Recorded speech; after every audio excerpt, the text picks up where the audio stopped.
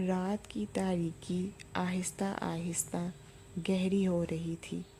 لاہور کی مصروف سڑکیں اب سنسان ہو چکی تھیں، لیکن شہر کے کچھ گوشے ابھی بھی زندگی کی ہلچل سے خالی نہ تھے۔ انہی گوشوں میں سے ایک تھا کافے ڈی روز، جہاں رات کے اس پہر بھی کچھ نوجوان اپنے خوابوں کی باتیں کر رہے تھے۔ زندگی ہمیشہ ایک جیسی نہیں رہتی، ہر موڑ پر کوئی نہ کوئی امتحان ہوتا ہے، اور جو اس میں سرخرو ہو جائے وہی اصل فاتح ہوتا ہے۔ حنان نے کافی کا گھونٹ بھرتے ہوئے گہری سوچ میں کہا۔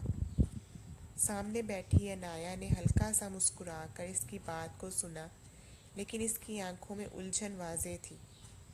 لیکن کچھ امتحان ایسے ہوتے ہیں جہاں جیت کے بعد بھی انسان ہار جاتا ہے۔ اس کی آواز میں ایک انجان سا درد چھپا تھا۔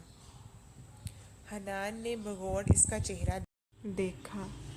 وہ جانتا تھا کہ عنایہ کے دل میں کوئی طوفان چھپا ہے، لیکن وہ اسے زبردستی جاننے کی کوشش نہیں کرنا چاہتا تھا۔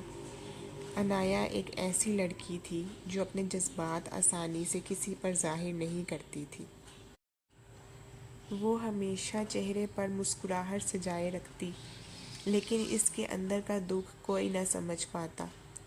کبھی کبھی ہارنا بھی جیتنے کے مترادف ہوتا ہے، حنان نے نرمی سے کہا، کیونکہ کچھ چیزیں کھو کر ہی ہمیں اصل حقیقت کا اندازہ ہوتا ہے۔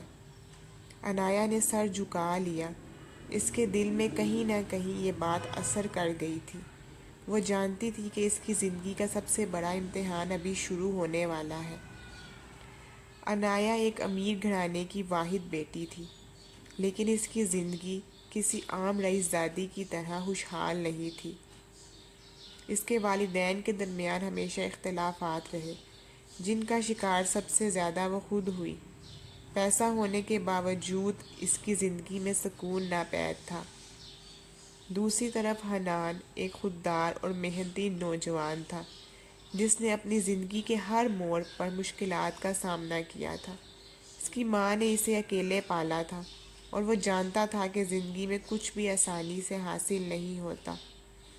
یہ دونوں مختلف دنیاؤں کے لوگ تھے، لیکن شاید تقدیر نے ان کے راستے اس لیے ملائے تھے کہ ایک دوسرے کی زندگی میں امید کا دیا جلا سکیں۔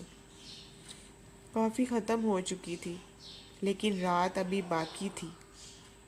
عنایہ، میں نہیں جانتا تم کس درد سے گزر رہی ہو، لیکن اگر کبھی تمہیں کسی کی ضرورت ہو تو یاد رکھنا کہ میں تمہارے ساتھ ہوں، حنان نے سنجیدگی سے کہا۔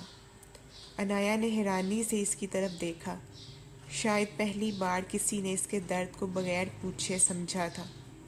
وہ کچھ لمحے خاموش رہی، پھر ہلکی سی مسکراہٹ کے ساتھ بولی، شاید کچھ راستے تنہا چلنے کے لیے ہوتے ہیں، لیکن بعض دفعہ کوئی ہمسفر مل جائے تو سفر آسان ہو جاتا ہے۔ یہ پہلا موقع تھا جب عنایہ نے دل کی بات زبان پر لائی تھی، اور شاید یہ اس کہانی کی شروعات تھی، جہاں راستے تو مشکل تھے، لیکن منزل شاید کسی روشنی کی کرن سے کم نہ تھی۔